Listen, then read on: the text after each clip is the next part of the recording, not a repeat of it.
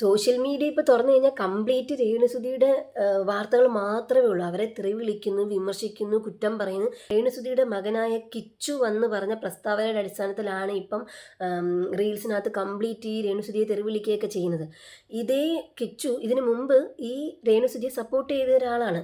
ഇപ്പം വന്ന് കുറ്റപ്പെടുത്തുന്നു. നാളെ ഇവൻ ഇത് മാറ്റി പറഞ്ഞ് അമ്മ നല്ലതാണെന്ന് പറയത്തില്ലെന്ന് നമുക്ക് പറയാൻ പറ്റുമോ? ഒരിക്കലുമില്ല. നാളെ വേണമെങ്കിൽ ഒരു വീഡിയോ ഇട്ടിട്ട് പറയും എൻ്റെ അമ്മ നല്ലതാണ്, അങ്ങനെയാണ് ഇങ്ങനെയാണെന്ന് പറഞ്ഞു കഴിഞ്ഞാൽ ഇപ്പോൾ രേണുസുധിയെ തെറി വിളിക്കുന്നവരും കുറ്റം പറയുന്നവരും വിമർശിക്കുന്നവരൊക്കെ രേണുസുധിയെ സപ്പോർട്ട് ചെയ്തായിരിക്കും സംസാരിക്കുന്നത്. സോ അതുകൊണ്ട് കിച്ചു പറഞ്ഞതിൻ്റെ പ്രസ്താവനയിൽ ഒരിക്കലും നമ്മൾ രേണുസുധിയെ കുറ്റപ്പെടുത്താനോ എടുക്കാനോ പോവായിരിക്കും. ഒരു വശം മാത്രം നമ്മൾ കേൾക്കരുത്.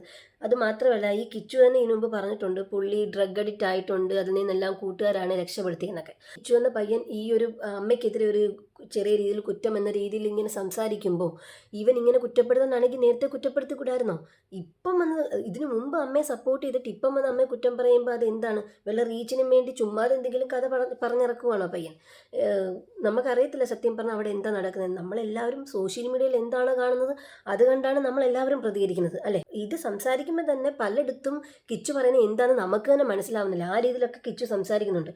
എനിക്ക് രേണുസുധിയിൽ ഇഷ്ടമില്ലാത്തൊരു കാര്യം, സോഷ്യൽ മീഡിയ ഒരാളെ വിലയിരുത്തുന്നത് അയാളുടെ സംസാര ശൈലി, അയാളുടെ പ്രവൃത്തികൾ ഒക്കെ വെച്ചാണ് സോഷ്യൽ മീഡിയ ഒരാളെ വിലയിരുത്തുന്നത്. സോഷ്യൽ മീഡിയയിൽ വരുമ്പോൾ അല്ലെങ്കിൽ ഒരു പ്ലാറ്റ്ഫോമിൽ വരുമ്പം സംസാരിക്കേണ്ട കാര്യങ്ങൾ മാത്രം സംസാരിക്കുക, ആവശ്യമില്ലാത്ത കാര്യങ്ങൾ അവിടെ വിളമ്പാതിരിക്കുക. ഒരു പക്ഷേ അവർ സംസാരിക്കുന്നത് നോർമലി ക്യാമറയ്ക്ക് മുന്നിലല്ലാത്തപ്പോൾ അവരെങ്ങനെയാണോ ആ രീതിയിൽ ഓപ്പൺ മൈൻഡ് ആയിരിക്കും അവർ. പക്ഷേ അത്ര ഓപ്പൺ മൈൻഡ് ആവരുത് ഒരിക്കലും സോഷ്യൽ മീഡിയയിൽ. സംസാരിക്കേണ്ട കാര്യങ്ങൾ മാത്രം സംസാരിച്ചാൽ ഉറപ്പായിട്ടും അവരെ ഇഷ്ടപ്പെടുന്ന ഒരുപാട് പേരുണ്ടാവും.